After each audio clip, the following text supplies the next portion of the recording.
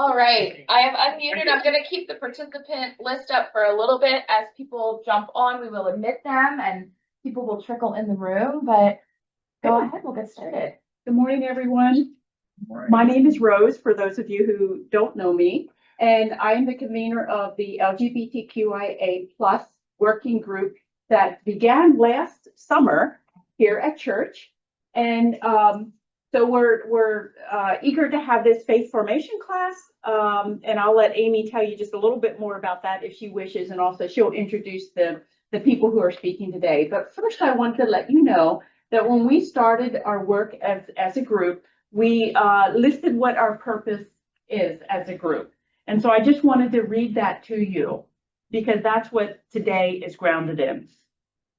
Our working group purpose is, while maintaining a faith-based foundation in the E-Town Church of the Brethren, we will support activism and education of LGBTQIA+ matters, coordinate and support safe space for LGBTQIA+ people to gather, and facilitate queer-friendly activities and actions within our congregation. And we have done a lot within the last year, and now is not the time to go through all of those things. But I'm going to turn it over to Amy. Sure, thank you, Rose. So Amy Carr, working with Rose to kind of co-chair the LGBTQIA working group. So this is a 4-part faith formation series. And so if you saw the image that was shared, we're really trying to each session focus on a particular part that impacts the queer community. And so today we have some amazing panelists who are doing amazing work in the Lancaster County community, our own E-Town community, and beyond. So I am going to let them introduce themselves because they can tell you about all the great things that they've been doing. And so just to kind of clarify a few housekeeping things, we do have the Zoom. This is being recorded and maybe posted later. But obviously Jason has full disclosure about where that goes. Not that we think anything will happen that should be posted, but if anyone is nervous about that, and there will also be plenty of time for questions as well. I have had the pleasure to see this presentation a couple of times. There is a lot of information and these panelists know so much. So they're going to try to condense their presentation, but please feel free to ask questions because these are some of the most knowledgeable people I know in our community about what's happening here and how it's affecting the queer community. So panelists, come on up.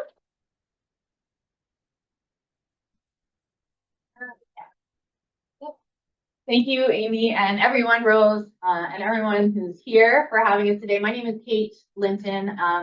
I am on the steering committee, and I'm the managing editor for Public Education Advocates of Lancaster County, which is a coalition dedicated to public schools and public education countywide.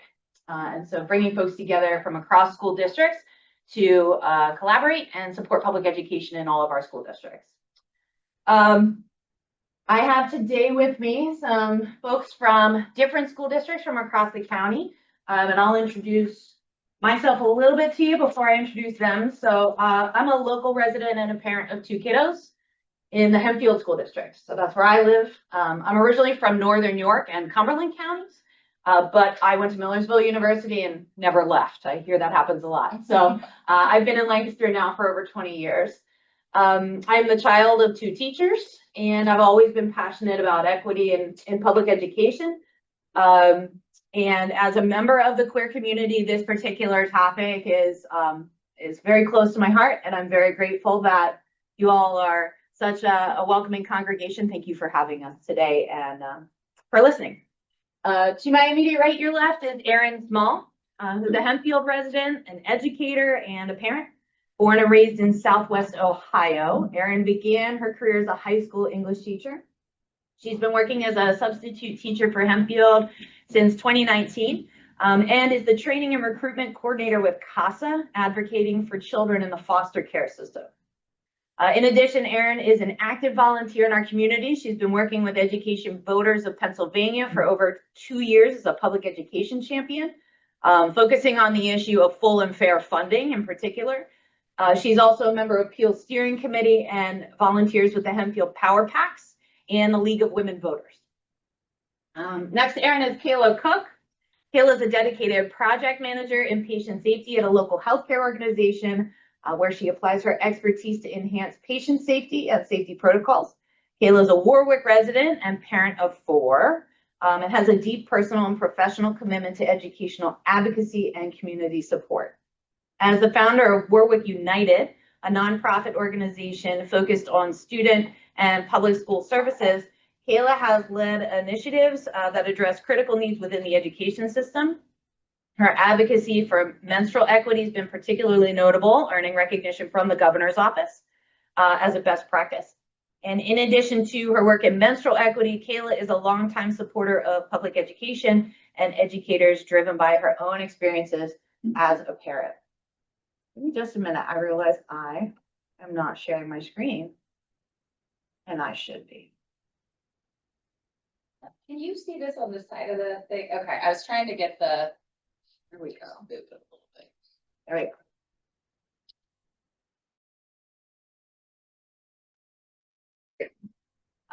And well, I think we're okay.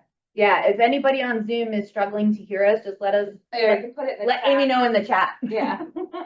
And last but certainly not least is one of your own community members from Elizabethtown, Alicia Runkle, who's a social justice advocate and the president of E-Town Common Sense, a nonprofit organization that advocates for public education, diversity, and inclusivity in E-Town schools. As you may know, Alicia is a very passionate mom who's committed to creating a safer, more inclusive environment for everyone by countering harmful policies and fighting bigotry in the community. So that is your panel today that I will be moderating. And we are here. Yes. Oh, I thank you. But what are we here to talk to you about? Today, we're going to talk about ILC, right, which is short for the Independence Law Center, and the impact that they're having across the county here. And Lancaster County is kind of our area of expertise, but they are involved in statewide and beyond in public education. So just know that. But today we're going to be talking about our experiences as folks in Lancaster County. So who is the ILC? Per their own website, the Independence Law Center is a public interest civil rights law firm affiliated with the Pennsylvania Family Institute. Okay, PA Family Institute is a 501c3 nonprofit organization funded through tax deductible contributions that works to preserve religious liberty, promote marriage and the family, protect human life, and improve education and policy for their clients. They are there to assist and represent individuals, private entities, as well as government entities, boards, through legal advice, legal representation, and testimony before legislative bodies. So they tout their work as defending religious freedom, and they have a reputation for crafting and lobbying anti-LGBTQ policies across our state and beyond. So just so you understand kind of where the ILC falls in the hierarchy of the organizations that they're affiliated with here. The PA Family Institute, as mentioned in their own ILC's own statement, is a nonprofit organization. It's been around since 1989 in Pennsylvania, and it's funded entirely by private donations. It's a self-described one of the leading state-based pro-family organizations in the nation. Their stated mission is to strengthen families by restoring to public life the traditional foundational principles and values essential for the well-being of society. If you're not hearing any of those like very conservative alt-right dog whistles, you should start to recognize them in the mission statements that these organizations are posing. They may mask their strategy in mostly secular language, but make no mistake, the Institute's goals are to impose a biblical worldview on public entities and government. So also under the umbrella, this is the 501c4 arm of this organization known as the PA Family Council. So they partner with PA Family and ILC to more directly impact and influence particular legislation at the local level. So these are the folks in the halls in Harrisburg in the Capitol speaking with legislators and staffers there. They're known for their online and print voter guides, particularly for school board candidates, that they post on their website. The thing to really know about the ILC and PA Family Institute, the 501c3 arm of all this, same tax ID number, same physical address, and same team. If you go to the website, you'll be able to see exactly who's who, and they're on both sites. In Lancaster, these are the two folks we primarily see. Mr. Randall Wanger on the left is Chief Counsel and COO for ILC. He's also a Warwick resident. And then on the right is Jeremy Samick, who is Senior Counsel, has been seen at Penn Manor School District, West Shore School District, which is not in Lancaster County, but Jeremy travels around as well. So these are the two folks representing ILC that we see most often when they come to our school board meetings here. They have a history as a group, the ILC, of litigating religious freedom cases. These are just a few examples that you may have heard of. The Hobby Lobby case in Conestoga Wood was one. Groff and DeJoy against the Postmaster General. And then the Joyal Ministries, which has to do with release time from public schools. So students whose parents give consent can be released from their public education time during the school day to receive religious education offsite. So what they're known for are policies, so policy development. And we know here in Lancaster that Elanco, so Eastern Lancaster County School District, Elizabethtown, Hempfield, and Penn Manor School Districts all have policies that have been crafted by ILC. And known contracts with 4 districts currently, so active contracts allowing them to represent or provide counsel. However, the contract is public. You can find it if you want to read it. In E-Town, Hempfield, Penn Manor, and in Warwick. So how did we get here? This is where I'm going to turn it over to my friends on the panel here for each of them to kind of give you a 5-minute overview of what happened in their school district and the ILC's involvement there. So if you start to notice some patterns, then you're in the right space. We'll start with Hempfield, Erin. So in Hempfield, we started seeing a connection with the ILC around 2021. And if you'll remember what was going on in 2021, we were just coming off of COVID shutdowns at school, trying to figure out what school looks like in a post-COVID area. This is the time when there was a huge rise in very contentious school board meetings. You'll remember lots of people speaking up very vocally about anti-masking, about whether or not we were going to attend school in person. Along with all of that rise of people sort of feeling a little bit empowered to come and speak at school board meetings and share their opinions, we had some concerns in Hempfield brought to the board about a trans student athlete we had on our track team. We had multiple parents speak out.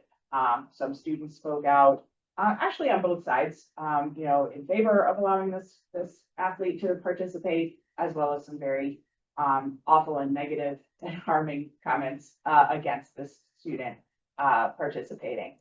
So in the midst of all of that, so that first came up around April of 2021, sort of as a result of a lot of that comment, the board hired ILC to advise them on developing a policy for how to deal with this situation. This happened in the middle of a meeting.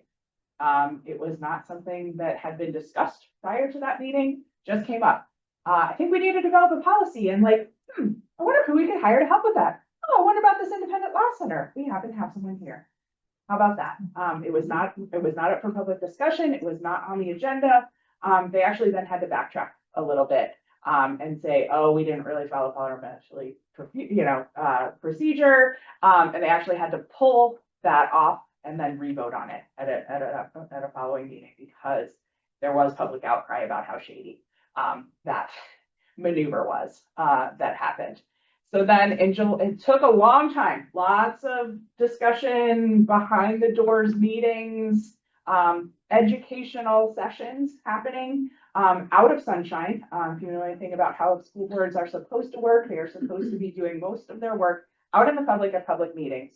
But a lot of this development of this policy happened behind closed doors amongst members of the board, and we know that they were meeting with ILC during that time.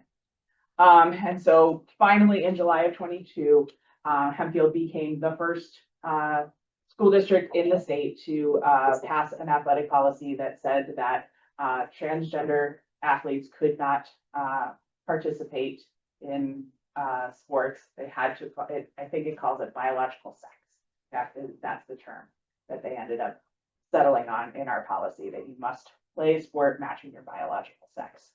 That took us up into May 23, where we had some concerns about books in our library, and that there were concerns that there was pornographic material in our library, in our school libraries, which has been proved to be demonstrably false. At that time, they revised a version of our school materials policy that said that 0 materials can have any sexual content in them.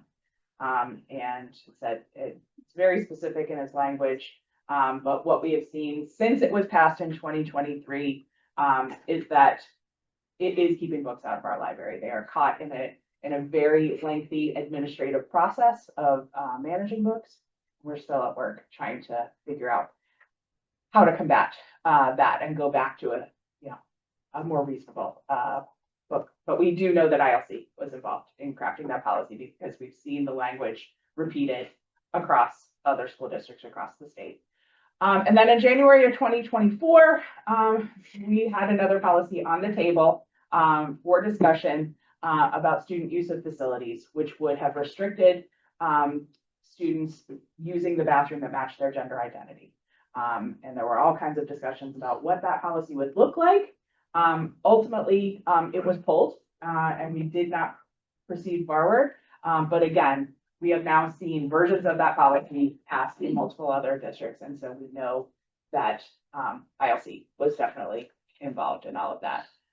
So these are the 3 different policies that we've had influence from ILC. 123.1, that is our sex-based distinctions in athletics. And then the resource materials and school library materials is 108 and 109. 7111 was the one that never actually made it into.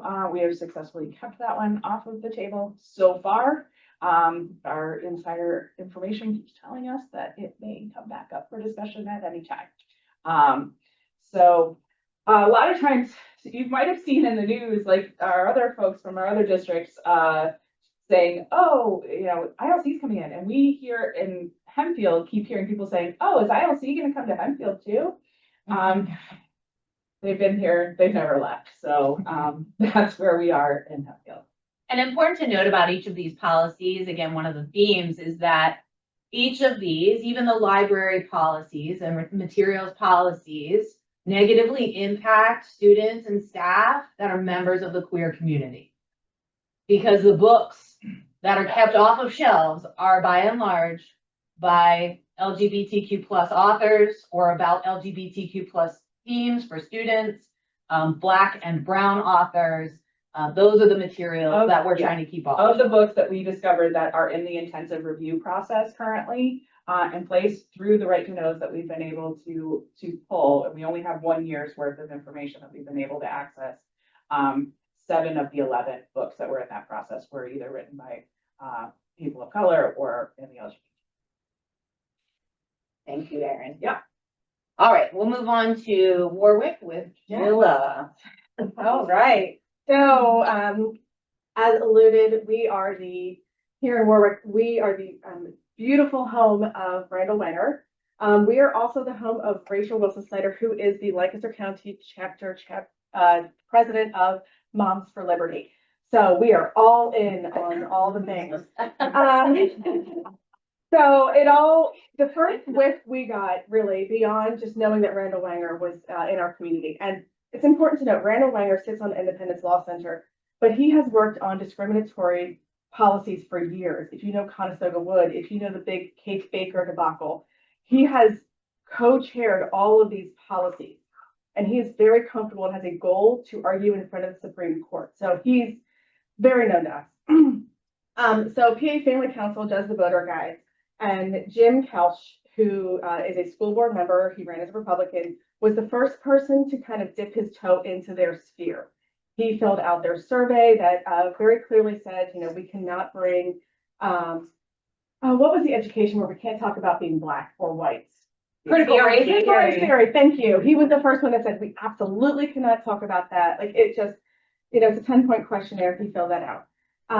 Then in September 2001, just like everybody else, we're talking about masking, bringing kids back to school. And that's when Rachel Wilson Snyder really started coming around. And her and Emily Zimmerman, who you can see in November, were both very vocal, talking about rights and all these things. Emily Zimmerman wrote a 7-page letter saying how poor the book All American Boys was, and how it just makes you feel bad about being white. And she counted the curse words. And then she ran for school board as a writing candidate. And we were all floored when she raised $20,000, $30,000, had billboards, had door knockers. I mean, she was funded in these miraculous ways. Once we went to the courthouse, we found that a lot of her donors were not from even Pennsylvania. They were from all around the country. Again, partnered very much with Randall Wenger, with Free PA, Moms for Liberty, all these big groups. In January 2023, Randall Wenger is the Republican speaker at their annual dinner, speaks very much about transgender rights. And then in November 23, we had an entire school board of extremist Republicans get elected.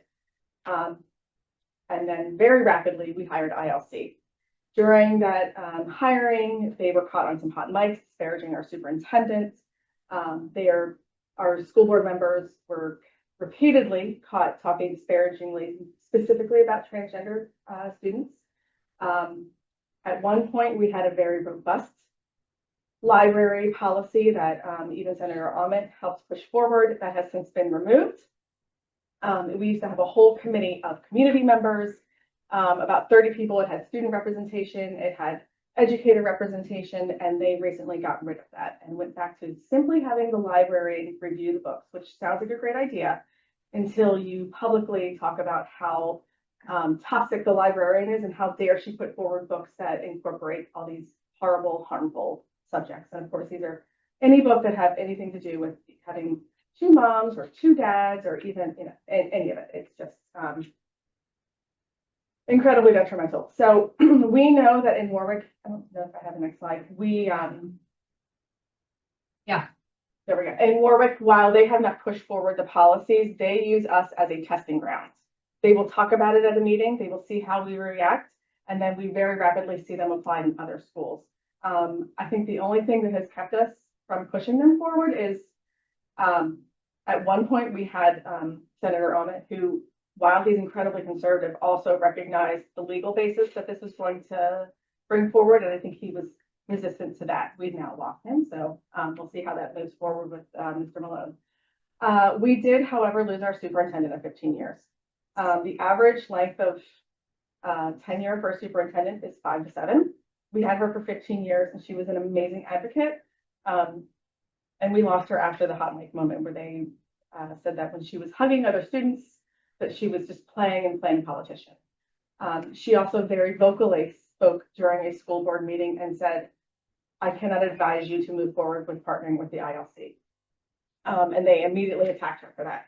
Our school board members had violent threats made, our prior school board members, before they went extreme, had threats made against them, had people going to their homes, had hate mail sent to them. We do not have any students at the moment trying to participate who are trans. However, we have students who simply have a short haircut being profiled as being trans.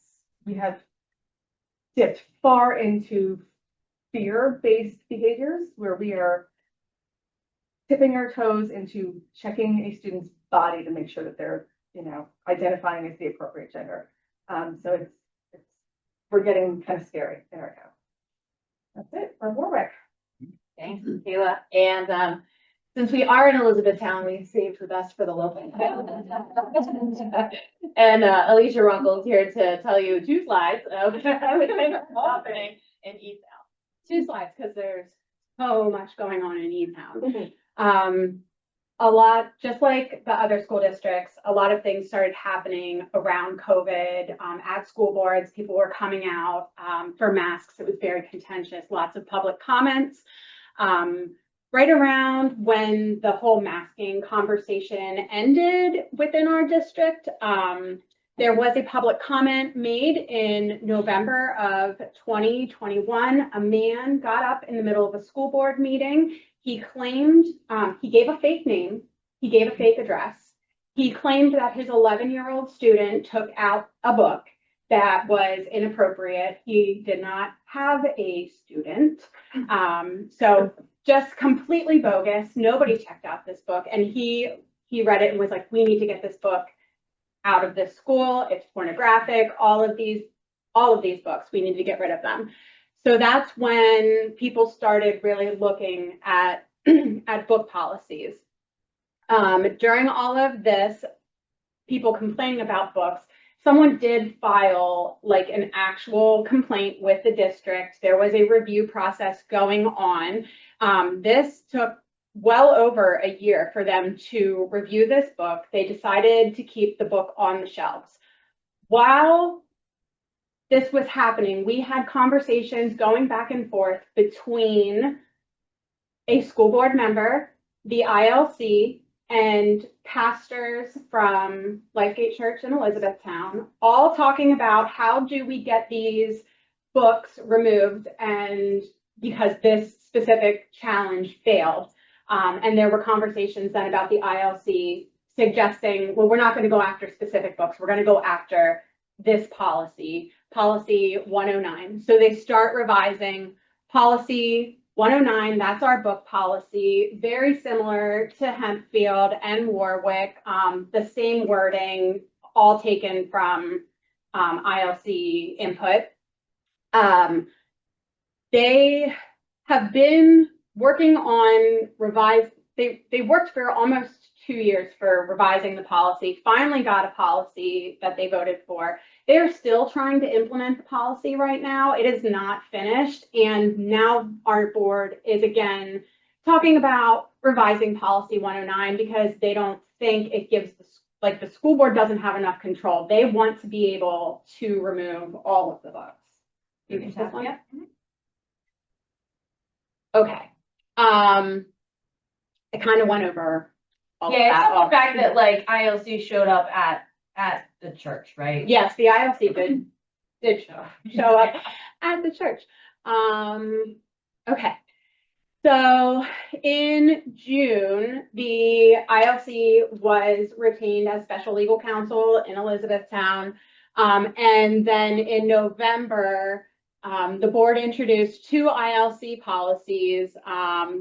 The first policy was about trans athletes and student and that was passed. And then student records, which is pronouns and preferred names, that was also passed. There is currently the school district is being sued because they violated the Sunshine Act when they retained the ILC because they were meeting in secret with the ILC. And so there's a case in the works right now with that. And that brings us to right now. They have the 2 ILC policies passed, and they're talking about policy 109 again. And this isn't on the slide, but we just found out this week that they are talking about curriculum, specifically our health curriculum, but they want to get rid of all mention of like mental health. They want to get rid of all DEI, diversity, equity, inclusion, which really focuses in on, trans students, how people identify. So that's where we are in Elizabethtown right now. And the policy numbers that we have is policy 109 is our library materials. 123.3 is the sex-based distinctions in athletics. And then 216.2 is our student records, which is the name and gender identity. I just want to throw in here too, anytime that ILC has come in to a school district, it is not to replace existing legal, representation Correct, at the yeah. school board member or the school board level. It's always in addition. Yeah. All of our school boards in each of our communities already have legal counsel retained. That we pay for. that we pay for and that are well-versed in school-based law. Yeah. So ILC just becomes this little extra perk. It's an adjunct, right? Like you got an extra. And they come in sector. for free. Yeah, for pro free. bono. For free, but what we have seen happen across the state is that once these policies are instituted, they almost always trigger lawsuits. And end up costing taxpayers lots of money. Yes. Over $1 million in Bucks County. So think of it as a dare. I'm gonna put forth the most damaging thing possible because I know that you are not going to stand for it. I know that you are going to fight me on it. And that is their goal. Mhm. Because they know that if they take it to court, eventually their end goal is Supreme Court. And that's when you have cases in front of the Supreme Court that say, can the Catholic school receive your taxpayer funds? These are all from the same attorney base. So just because you don't see Randall Wenger as a co-author does not mean that his advice is not being heeded. They're all working together, and it's all, again, their goal is to have you sue them. And that's the scariest part. It's like, you want to do the right thing and we know we have to sue you to protect our students. But now at what cost? Now we know this is going to elevate. Yeah, cost both financially, right? In that practical sense, but also the larger cost of what it could cost us if these cases go to a Supreme Court with the current makeup that we have now. And one of the things that happened, I mean, these are cases that involve actual students. And so Yes. in order to combat them, the only legal way to combat them is to ask a student and their family to file suit and go on record saying, What a vulnerable place to be. yes. So, And in this case, as minors. the other question we get asked a lot is, how many districts is ILC involved with? And the answer is it's very difficult to tell because they act in sort of this, a roundabout, oh, we're just consulting, it's for free. It's very difficult to tell how much they're actually officially connected. The other thing is now that these policies are on the books, it's very easy just to copy it. And that is happening. So when asked at an Elizabethtown school board meeting by a school board member, which I thought was interesting, Randall Wenger was present. And one of the board members asked him, so how many school districts are you working? I think to give credence, right? To say, hey, look, we know you're working with a bunch. And Wenger at the time said about 10, and we're talking to about 10 more. So when you think the fact that we have 500 school districts in Pennsylvania, which is a lot of school districts, right? And he says only about 20. That might not sound like a lot. However, as Aaron pointed out, any policy, any school board policy is a public record, public documentation. Anybody can go onto a school board's website and pull up their policies and copy and paste. And we're finding that is even what is happening statewide. In fact, the one that was passed in Elizabethtown had an error in it because it was not copied and pasted correctly. Right. When they copied it from Penn Manor. Yeah. So. Yeah, and the Penn Manor and E-Town were passing those policies very close in timeline. Yeah. So the community impact, we want to let you know what we're seeing. I'm going to pull them all up here. We won't have to talk about them individually, but some impacts that we are seeing as community members, as parents, as folks involved in our school district, as folks who are active in church community, right? Division among school board members and administrators, if you heard about Dr. Hershey and not every superintendent is going toe to toe with their school board to say this is not a good idea because they like their job. And so they want to keep their job. But can you imagine the weight that might put on someone who wants to keep their job and support themselves and their family, but they may not agree with this? We're also seeing, oh my gosh, since if you've not been on social media, please don't go there now because the harmful rhetoric and just the public conversation that's happened both in school board meetings, which is public record, especially if they're live streamed or recorded, but then also in social spaces, people are just cruel and nasty and say some very harmful things. And students are on social media. They see these things. Aaron mentioned library books. So we've got library things. We've got censorship and intellectual freedom being compromised for our students. Increasing retirements, teachers, administrators, resignations. People are just leaving their job and leaving the education field because of this. Policies, obviously, that we talked about, bringing risk of legal action. oh my gosh, the harm and exclusion that occurs, some of the harsh stars that we hear in our, in our school districts with students locally is heartbreaking. And these are kids, like these are kids hurting kids because grown-ups in their community are hurting kids.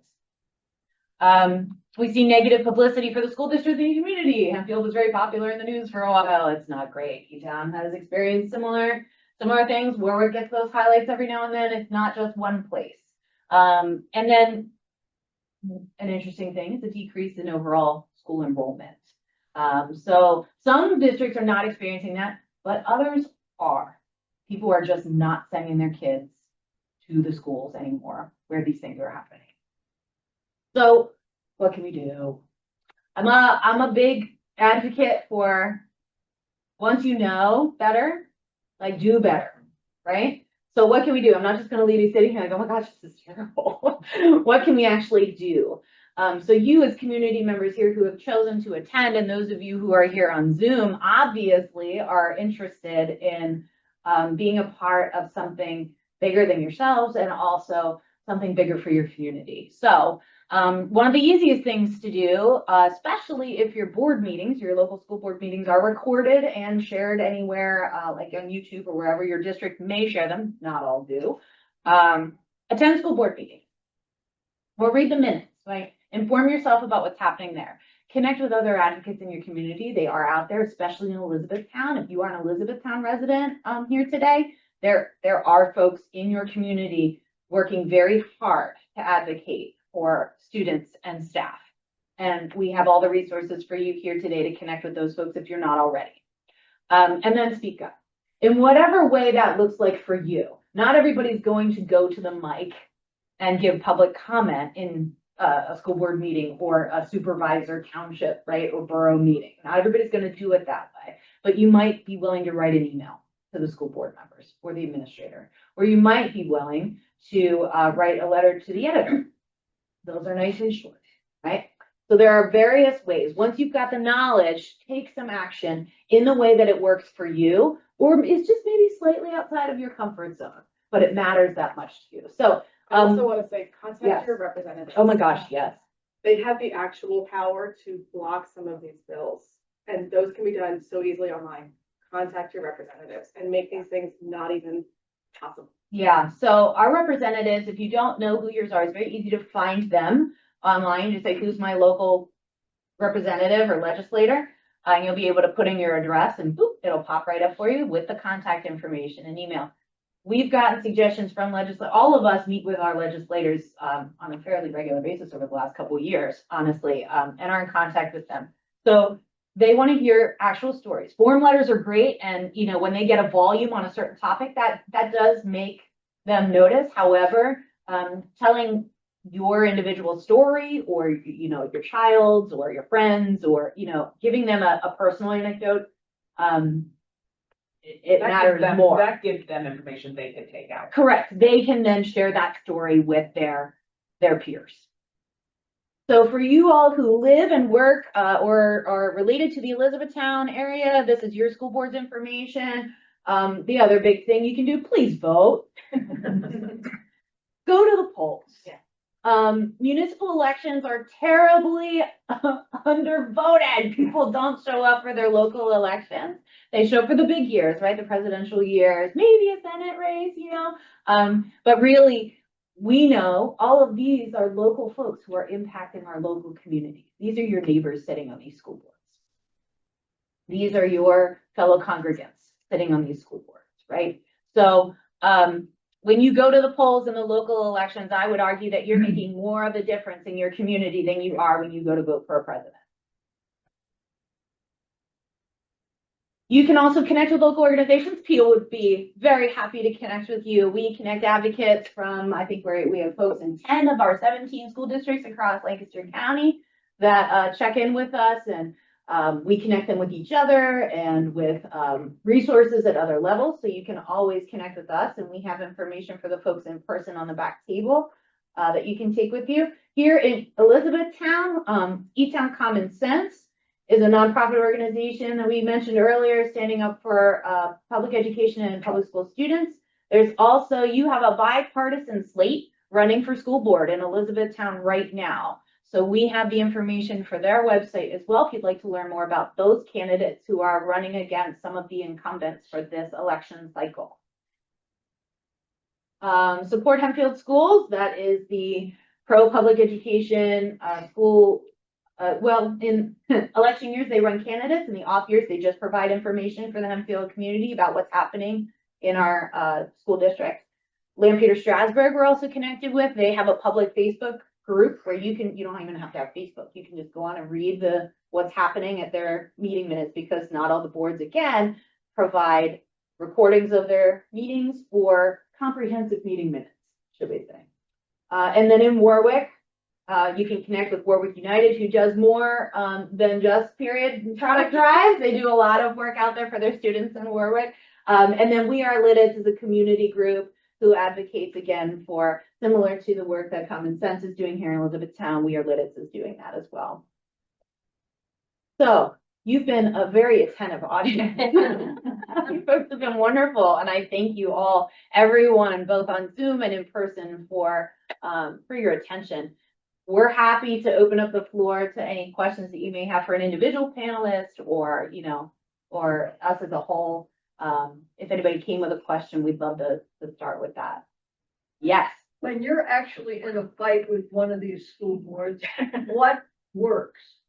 What has been the most Find your effective? common ground. So when you're in a fight, like meaning when some of this is happening in your school district, and you're engaging with the school board, okay, what do you do and what works? Start with your common ground. Find common ground. Like, there was a recent interview with Pete Buttigieg, just, oh my gosh, it hit so hard. It was, I'm fighting for equality. What is the opposite of that? It's inequality. Nobody wants inequality. So find your common ground. Nobody wants a child to be hungry at school.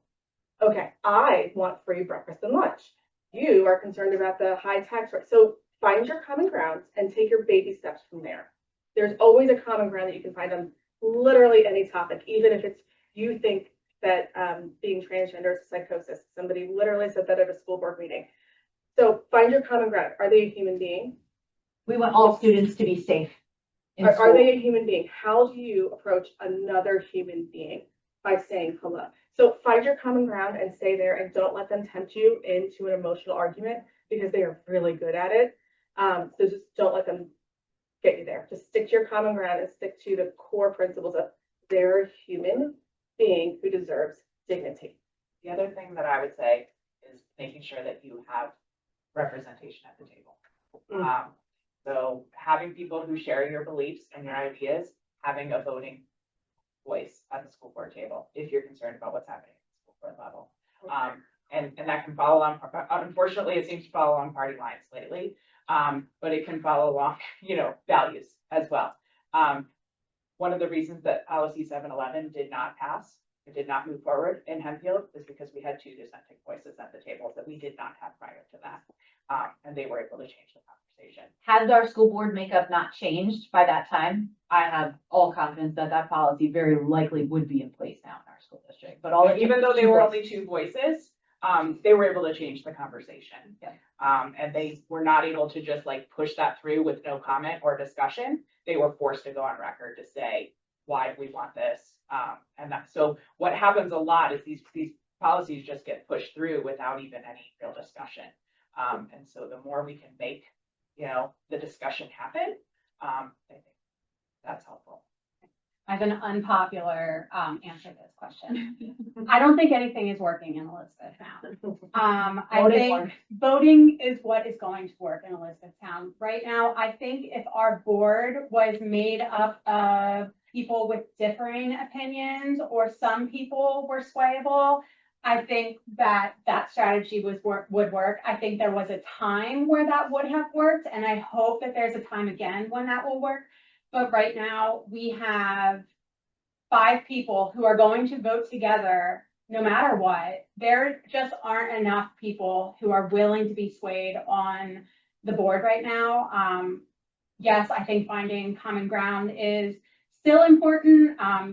Treating each other with respect and trying to show people through conversation that like this is not a scary topic. Like trans kids are not a threat, you know, having those conversations are still incredibly important. And I think sharing emails and even saying public comments at school board meetings because kids are listening and people of the community are listening, that those are important things to do. But really, if you're in Elizabethtown, we need to get people on the board who are going to compromise. We're going to work together. We don't have to all agree, but we cannot all vote the same way on a school board. It's just that it doesn't matter at this point. There's too many people on our board who are. Yeah. I would also offer in Elizabethtown, and anyone here who's attended, they are rattled by physical presence against them. Absolutely. I don't think it changes their vote. It doesn't. But if you are willing, and I always tell people, you don't have to talk, but when they realize that the people who are speaking out have more support, it definitely rattles the board. And I also think that all you have to do is go into Google and type Elizabethtown School District, and you will see lots of headlines. And I hate to say that I think that hopefully will work in our favor, but if you're able to, trust me, it's draining. Some of us have been doing it. I mean, these meetings go 4 hours. You don't always have to stay 4 hours. You also can attend if you don't live in the district. You just can't speak at public comments. So I would also offer, I agree with Alicia, we have not been able to sway them.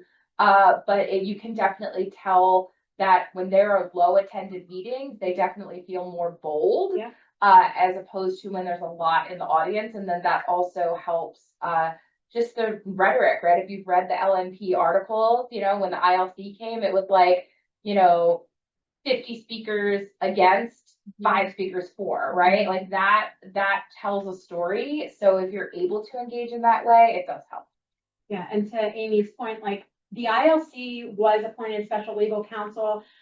Last year, it was introduced in June as soon as school let out, when numbers are low for people to attend school board meetings. And I think there's something important to remember that even if it's not going to change anything, the people on our school board should not be given a free pass and just not held accountable at all. If they're going to do things that are harmful to kids, they need to do it in front of community members and be held accountable. It shouldn't be easy for them. We call it butts in seats. Butts in seats, that is right. And Butts in teachers seats. watch what's happening, Teachers and watch. they need support. And they come up to people or message people and say thank you. Like, they're listening to all of these meetings and they're so disheartened right now by what's happening in our school districts and what's happening to the kids in our school districts. So just to.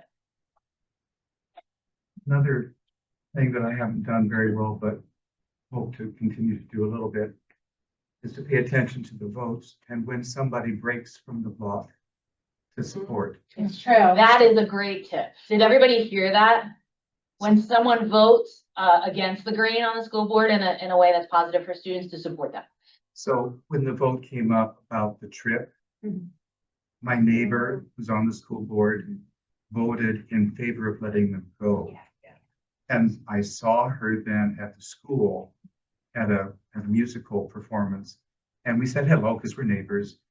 And I said, I just have been wanting to tell you how much I appreciate the fact, because we have kids at our church who really wanted to go on that trip. And she said, I just didn't understand the logic at all about what they were talking about, and she said, I thought we actually persuaded that it wasn't worth doing, but they voted that way anyway. I said, it's just good to be able to know your own mind and be able to speak your own voice. Yeah, giving some of that positive reinforcement to board members who are speaking up for students and making those votes that are inclusive for all kids and all staff. I know we keep talking about students here, but we have queer teachers. We have folks in the queer community who are adults who are teaching children, and that's okay because they care about kids just as much as their straight teachers. So I love that positive reinforcement, especially for a lot of folks, can go a long way if they are feeling like they are in the minority on their board. The thing I hope doesn't happen is that, oh, I did one good thing, I don't need to worry about doing more. There's always a Good season. work, right? Encourage them to keep doing the good work. And, publicly calling them out at a school board meeting of last month, you vocally supported XYZ. We appreciated that. Just publicly, the more you can publicly do this, and again, even if you don't speak, attending and clapping, like making your presence known is excellent. And again, I'll come back to LT, like letters to the editor with Lancaster newspaper. We are one of the, I think we're a rare gem that still has a very active local news media. And whatever your thoughts on LNP are, that's fine. However, they really do stick to local issues. All right. And so letters to the editor are published, or if you're feeling excited, you can really go, you can collaborate with someone else and write an op-ed, right? Yeah. You get a whole feature and people read those. Letters to the editor are the most highly read part of the paper. So if you're looking for folks to read your work, LTEs are the way to go, but op-eds get a feature. So A similar thing, is there some way to let us know, I don't know how to do that, but when we could write letters to certain teachers and say, hey, we're thinking of you, we're praying for you, or something that we could do for support?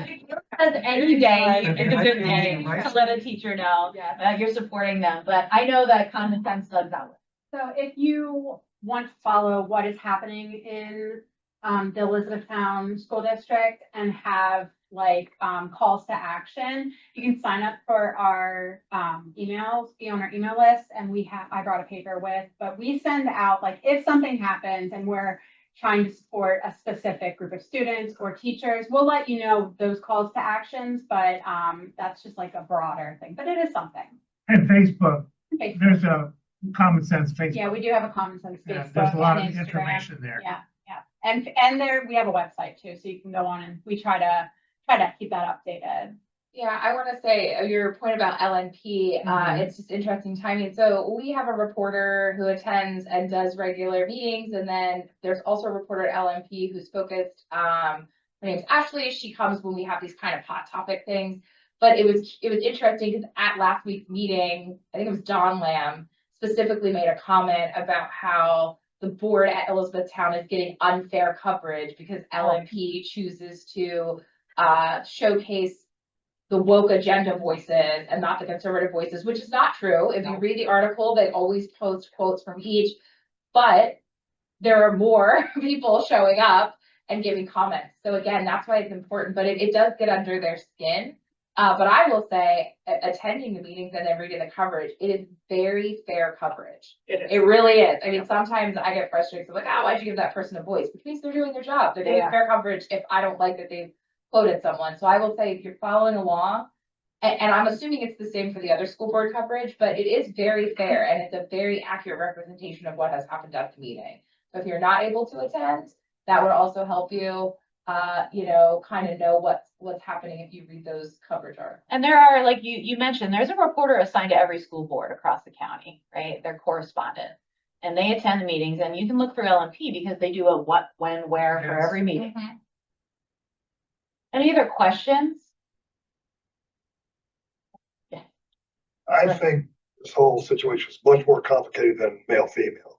Now there are discussions about outside of the box ways to deal with it. And I think trans athletes, that's complicated. I mean, I read Skylar, whatever he, she, they book, and I was really impressed with that. But at the same time, I don't feel I agree with everything he said about a male athlete who was a male athlete competing against females. I just understand how I can deal with that fairly. I don't, Yes, please. So I think sports is something that is really hard for people to wrap their heads around. And I think that there is just one thing that I think is important to recognize is that no matter what you agree with or don't agree with, having the whole conversation about trans athletes is very harmful to females in general and males, but because we are now giving people the go ahead on judging other people's bodies. And so just having that conversation, like we have a student who is a senior who did very well in the track season, who is born female, but and identifies as female, all of just female. And people have said, there's no way that's a girl. like, she's too strong, whatever, whatever. So whatever the conversation is, I think something to remember is just, this is opening a can of worms to allow us to judge people's bodies and the bodies of children. These are minors. The other thing is, yeah, I think definitely when we're talking about at the high school level on below, we're Yes. really just talking about, do students have the right to participate? They want to play They with want their to play friends. with their friends. We're not talking about, Olympics. Breaking records You know, and I know scholarships get pulled into the mix a lot of the time too, but, for me, I will always, and this is just a very personal, place where I will always err on the side of inclusion as opposed to making sure that, everything is 100% competitive. I have a female athlete, as a daughter, and her take on this has always been, there's always somebody better than me. So, it doesn't, for whatever reason, Well, there's, there's this narrative that people are claiming to be transgender to have the upper hand, and that's just not happening. That's just not happening. Yeah. And I think too, what we say a lot in this community, and what I would say to this group, and to your question is, we trust teachers, we trust educators. I trust the administration to handle those situations as they come. And there are a lot of things that happen, and there are a lot of accommodations that are made for students that we trust our educators. What Alicia and I have actually sat down with 2 current sitting school board members is we said, you bring this up for public discussion, it is harmful. Yeah. Because now you get people who get up on that mic and say some of the grossest stuff you've ever heard. So let's go back to trusting teachers, trusting educators. And that there is no trust there is what I would say. the original, place where this was PIAA said it was up to the administrators to make individual decisions. That is the Pennsylvania Interscholastic Athletic Association. Okay, so the ruling body, PIAA. And so Amy might also know because she's involved in the school district, but as far as a couple months ago, when we were talking about these policies, we do not have any transgender students who are trying to play any sports right now. Or they're not trying to play on, if they are playing. They're not on team with whatever, their yeah, identity. team that And the they're- team, yeah. exactly, like we haven't had any of those actual issues in Elizabethtown. So I think even though they seem like they're really big problems, it's not, that's not an issue in Elizabethtown School District. This is something that it's a hot topic, clickbait type of culture war thing that's taking away from actual problems, things that are really happening in our schools. So school funding, they think that this is some huge issue that we absolutely need to tackle. We have to have a policy in place because, all of these trans kids are trying to play sports, but no, that's not actually happening in our district. So One further note is Oh. that science will tell you that there's probably people in this room who take testosterone supplement or like Hormone you take a replacement hormone therapy. replacement. So just as you are born, you might need to take a supplement for your hormones. We now know so much more, and I know science is scary now, but gender is not male, female. You are born every day with people with different chromosome levels and different hormone levels. And to simply say that you are male or female, and you can search public studies, and it's evidence-based research, that we are learning so much more about what it means, that if we literally try to draw a line on what is male and female, that line is blurred. And it's not because we're trying to make everybody trans. It's that the science literally says what we believed 50 years ago is now being proven that there is differentiation there. And I could have more testosterone running in my body and still be a female with a vagina and breasts. Like, our bodies are different. So there isn't a good way to put everybody in a bucket, and science will tell you that. I want to just let Bob, did you have something to say? Yes, there's And then another we'll wrap it up, question. just Yes. because I know, Bob, you're Yeah. in the schools a lot, and I saw your hand up. Oh, You- Bob. I know, Bob, substitute, you attend the meeting. I'm trying to say something simple here. I love going to the school board meetings and seeing Amy yell at the school board. I'm supporting, I've never spoken at the meeting, but just get so angry watching this, freak show going on every Tuesday. But, and I'm a substitute teacher, so I go to all the class, these districts, and I work with each town And I can tell you that everywhere I go, the teachers are angry. So for example, I asked one of the teachers the other day, I said, hey, what are you doing about the gender policy that they delayed till March in P-Town? He said, oh, we're not gonna deal with that. And some of them just blow it off, but they're angry. I just had a memory. I was at lunch one day and this young teacher comes in, talked to an old teacher. He said, oh, I have to catalog my books for the Linda Moose, blah, blah, blah, E-Town School Board. He says, I'm really disturbed. And the old lady said, older teacher said, no, just do it. Don't worry about it. She was kind of conservative. And, and this girl said something like, I'll never forget. She said, she said, I grew up here. I went to school in Millersville. He says, I wanted to have a career at E-Town where I live, where I grew up. He says, this might not be the school district for me. And then she may have left, I don't know. But my favorite gym teacher just left, just put her resignation in, and all these other people I work with. But in general, all the teachers are angry. As a sub, I've worked more days this year than ever. There's no subs, there's not enough teachers.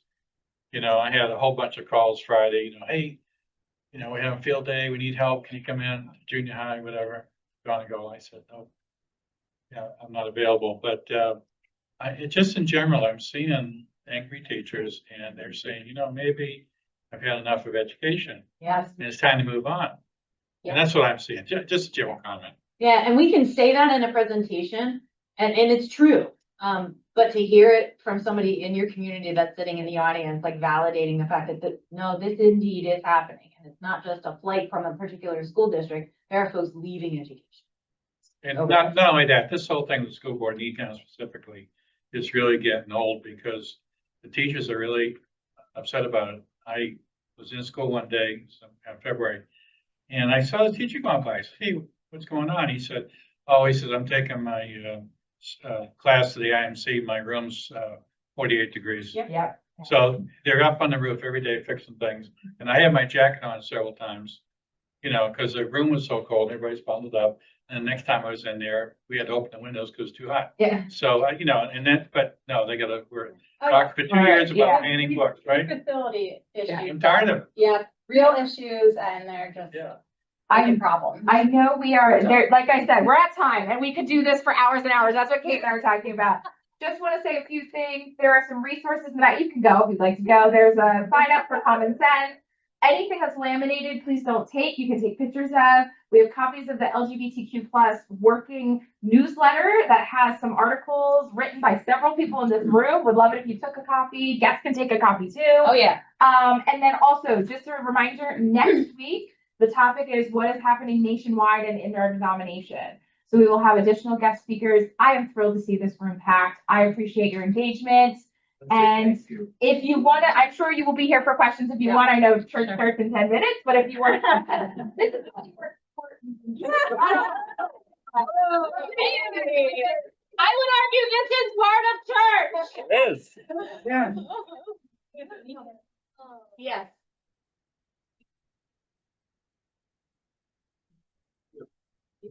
Thank you. Helpful. Remind